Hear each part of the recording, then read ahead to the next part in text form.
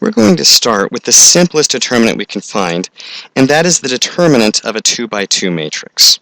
So we define, if A is the matrix, A, B, C, D, then if we want to use absolute value symbols around a matrix to say we want the determinant, and this is given by AD minus BC. And if you remember, this was the divisor of our 2 by 2 inverse. So if you divide everything by the determinant of the matrix, that helps you find the inverse.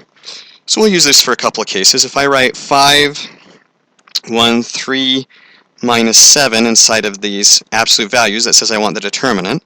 So that's 5 times minus 7 minus 3 times 1. Minus 35 minus 3 is minus 38, and I found my determinant.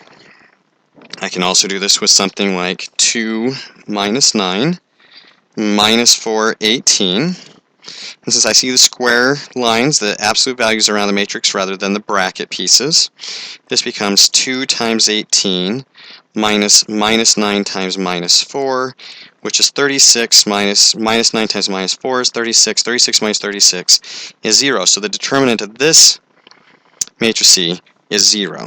And one more point about these 2 by 2 matrices, or any determinant. If my determinant is ever a 0, it means the original is not invertible. And if it's not 0, then it is invertible.